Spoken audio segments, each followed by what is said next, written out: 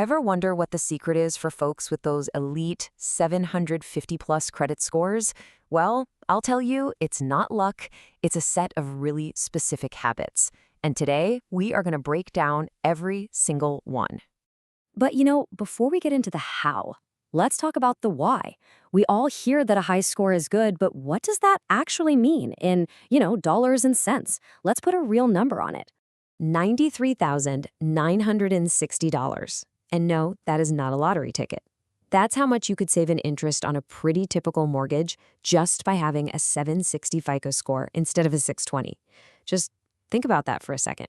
One number can literally change your financial life. And it goes way, way beyond just mortgages. An excellent score is like a VIP pass for your entire financial life. Seriously, you get instant loan approvals, the absolute lowest interest rates out there, and even perks you wouldn't expect, like cheaper insurance and just breezing through rental applications. It really is a financial fast pass. But here's probably the most important thing you need to get. A high score isn't some secret handshake reserved for the financial elite. It's a system. And like any system, it has rules. And once you learn those rules, you can absolutely win the game. So what are these rules? Well, this chart right here, this is the playbook. Your FICO score is built on 5 key factors. But look closer. Just 2 of them, your payment history and amounts owed, make up a massive 65% of your total score. So naturally, that's exactly where we're going to start. All right, let's dive straight into the habits that master that huge 65%. These are the 2 biggest levers you can pull to totally transform your score. And honestly, the results can happen a lot faster than you think. So habit number 1, this is the absolute non-negotiable gold standard. They pay their bills on time, every single time. And we're not just talking credit cards here. This is your rent, your phone bill, your car payment, you name it. This one simple habit controls that massive 35% slice of your score we just looked at. And I mean, the data here is just undeniable. Look at this gap. A staggering 96% of people with top-tier scores have 0 missed payments on their record. None. Meanwhile, just one 30-day late payment can tank an excellent score by over 60 points overnight. This isn't just important, it's pretty much everything. Okay, now for the second heavy hitter, the credit utilization ratio. It sounds kind of technical, but it's actually super simple. It's just the percentage of your available credit that you're actually using at any given time. And this chart shows you exactly why this matters so much. If you use more than half your available credit, you're pretty much flagged as high risk. Now, the common advice is to stay below 30%, and that's good. But the people with elite scores, they're playing a completely different game, consistently staying under 10%. And right there, that's the bullseye. The highest achievers, the people with 800 plus scores, use on average just 7% of their credit. This tells lenders they have their finances on lock, and they don't need debt to get by. 7%, that's the number you should be aiming for. All right, so we've nailed the big 65%. Now let's shift gears a little bit to the habits that require a different kind of mindset, playing the long game. This whole section is about history and patience.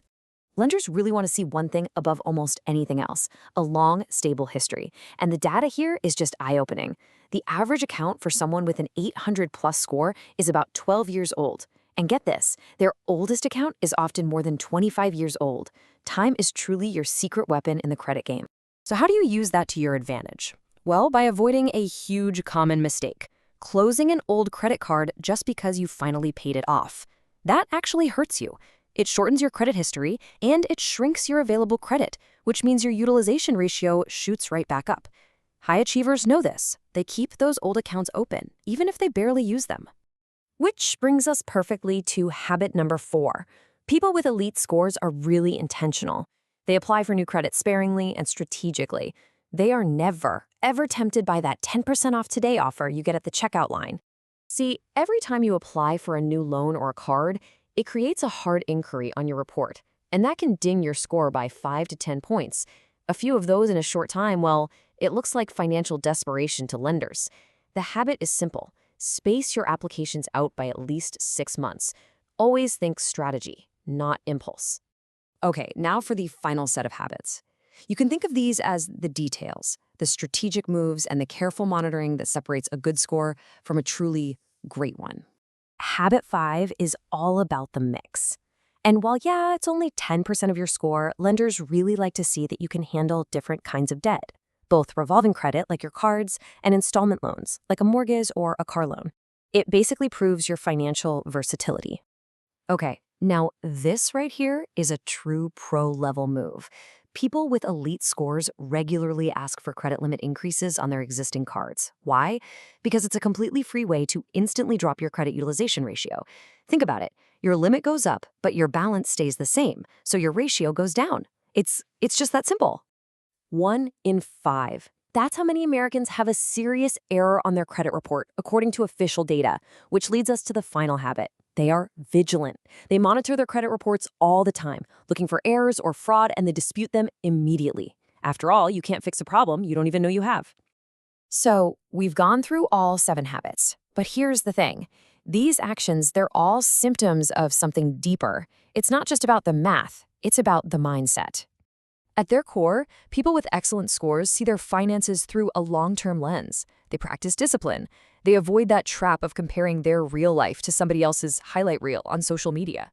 They understand that true financial freedom is about peace, not just about accumulating stuff. So these 7 habits, they aren't a chore for them, they're just a natural extension of this whole mindset. So what can you do, starting literally today?